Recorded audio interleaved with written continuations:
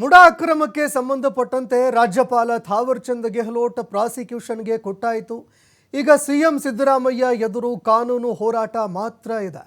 ಈ ನಡುವೆ ರಾಜ್ಯಪಾಲರ ವಿರುದ್ಧ ಸಿಎಂ ಸಿದ್ದರಾಮಯ್ಯ ಈಗ ತೊಡೆ ತಟ್ಟಿ ನಿಂತಿದ್ದಾರೆ. ರಾಜ್ಯಪಾಲ ಥಾವರ್ ಚಂದ್ ಗೆಹ್ಲೋಟ್ ಆದೇಶದ ವಿರುದ್ಧ ಹೈಕೋರ್ಟ್ ಮೊರೆ ಹೋಗಲಿದ್ದಾರೆ. ಆದೇಶ ಏನೋ ಕೊಟ್ಟಾಯಿತು, ಆದರೆ ಈ ಆದೇಶವನ್ನ ರದ್ದುಪಡಿಸಬೇಕು ಅಂತ ಸಿಎಂ ಸಿದ್ದರಾಮಯ್ಯ ಕೋರ್ಟ್ ಮೊರೆ ಹೋಗಲಿದ್ದಾರೆ. ಇವತ್ತು ಹೈಕೋರ್ಟ್ನಲ್ಲಿ ದಾವೆ ಕೂಡ ಸಿಎಂ ಸಿದ್ದರಾಮಯ್ಯ ಅವರು ಹೂಡಲಿದ್ದಾರೆ. ಹಿರಿಯ ವಕೀಲರ ನೇತೃತ್ವದಲ್ಲಿ ಸಿಎಂ ಸಿದ್ದರಾಮಯ್ಯ ದಾವೆ ಹೂಡಲಿದ್ದಾರೆ.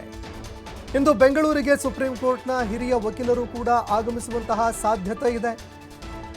ಕಪಿಲ್ ಸಿಬಲ್, ಅಭಿಷೇಕ್ ಮನು ಸಿಂಘ್ವಿ ರಾಜ್ಯಕ್ಕೆ ಆಗಮಿಸುವಂತಹ ಸಾಧ್ಯತೆ ಇದೆ.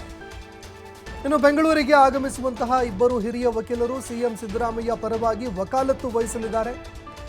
ಇನ್ನು ಅದೇ ರೀತಿಯಾಗಿ ಪ್ರಕರಣಕ್ಕೆ ಸಂಬಂಧಪಟ್ಟಂತೆ ಈ ಸಂಪೂರ್ಣ ಒಂದು ಪ್ರಾಸಿಕ್ಯೂಷನ್ಗೆ ಅನುಮತಿ ಕೊಟ್ಟಿರುವಂತಹ ಪ್ರಕರಣವನ್ನು ರದ್ದುಪಡಿಸಬೇಕು, ಈ ಆದೇಶವನ್ನೇ ರದ್ದುಪಡಿಸಬೇಕು ಅಂತ ಹೈಕೋರ್ಟ್ ಮೊರೆ ಹೋಗುವಂತಹ ಸಾಧ್ಯತೆ ಇದೆ. ಸೆಕ್ಷನ್ 17A, ಸೆಕ್ಷನ್ 218ರ ಅಡಿಯಲ್ಲಿ ಅನುಮತಿ ವಿರುದ್ಧ ಪಿಟಿಷನ್ ಫೈಲ್ ಮಾಡಲಾಗುತ್ತೆ.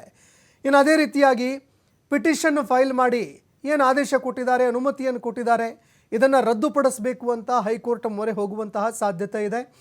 ಇನ್ನು ಅದೇ ರೀತಿಯಾಗಿ ಸಿಎಂ ಪರವಾಗಿ ವಕೀಲರು ಯಾವ ರೀತಿಯಾಗಿ ವಾದ ಮಂಡನೆ ಮಾಡಲಿದ್ದಾರೆ, ಪ್ರಮುಖವಾಗಿ ಈ ಒಂದು ವಿಷಯಕ್ಕೆ ಸಂಬಂಧಪಟ್ಟಂತೆ ಸಿಎಂ ಸಿದ್ದರಾಮಯ್ಯ ಅವರ ಪಾತ್ರ ಎಲ್ಲೂ ಕೂಡ ಕಂಡುಬರ್ತಾ ಇಲ್ಲ.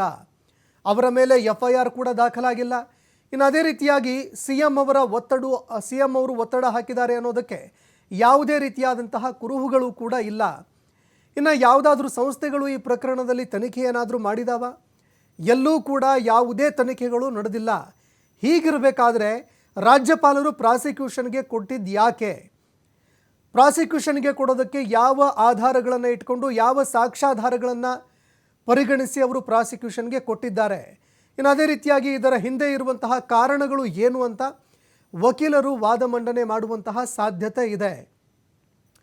ಇನ್ನು ಅದೇ ರೀತಿಯಾಗಿ ಪ್ರಾಸಿಕ್ಯೂಷನ್ಗೆ ಅನುಮತಿ ಕೊಟ್ಟಿರುವಂತಹ ವಿಚಾರಕ್ಕೆ ಸಂಬಂಧಪಟ್ಟಂತೆ ಥಾವರ್ ಚಂದ್ ಗೆಹ್ಲೋಟ್ ಅವರ ಈ ಒಂದು ಆದೇಶವನ್ನು ರದ್ದುಪಡಿಸಬೇಕು ಅಂತ ಹೈಕೋರ್ಟ್ ಮೊರೆ ಹೋಗಲಿದ್ದಾರೆ. ಇನ್ನು ಏನಾಗುತ್ತೆ ಅನ್ನುವಂಥದ್ದನ್ನು ಕೂಡ ಕಾದು ನೋಡಬೇಕಾಗತ್ತೆ. ಯಾಕಂದರೆ ಯಡಿಯೂರಪ್ಪ ಅವರ ಪ್ರಕರಣದಲ್ಲೂ ಕೂಡ ಪ್ರಾಸಿಕ್ಯೂಷನ್ಗೆ ರಾಜ್ಯಪಾಲರು ಕೊಟ್ಟಿದ್ದರು. ಆದರೆ ಪ್ರಾಸಿಕ್ಯೂಷನ್ಗೆ ಅನುಮತಿ ಕೊಟ್ಟಂತಹ ಸಂದರ್ಭದಲ್ಲಿ ಯಡಿಯೂರಪ್ಪ ಅವರು ಕೂಡ ಹೈಕೋರ್ಟ್ ಮೊರೆ ಹೋಗಿದ್ದರು. ಆದರೆ ಪ್ರಾಸಿಕ್ಯೂಷನ್ಗೆ ಕೊಟ್ಟಿರುವಂತಹ ಅನುಮತಿಯನ್ನು ಹೈಕೋರ್ಟ್ ರದ್ದುಪಡಿಸಿರಲಿಲ್ಲ. ಆದರೆ ಸಿಎಂ ಸಿದ್ದರಾಮಯ್ಯ ಅವರ ಒಂದು ಪ್ರಕರಣ ಬೇರೆ. ಯಾಕಂದರೆ ಯಡಿಯೂರಪ್ಪ ಅವರ ವಿರುದ್ಧ ಕೇಳಿಬಂದಿದ್ದಂತಹ ಪ್ರಕರಣವೇ ಬೇರೆಯಾಗಿತ್ತು. ಸಿಎಂ ಸಿದ್ದರಾಮಯ್ಯ ಅವರ ವಿರುದ್ಧ ಭೂಮಿಗೆ ಸಂಬಂಧಪಟ್ಟಂತೆ ಒಂದು ಪ್ರಕರಣ ಕೇಳಿಬಂದಿದೆ. ಹೀಗಾಗಿ ಈ ಒಂದು ಪ್ರಕರಣದಲ್ಲಿ ಏನಾಗುತ್ತೆ ಅನ್ನುವಂಥದ್ದನ್ನು ಕಾದು ನೋಡಬೇಕಾಗತ್ತೆ.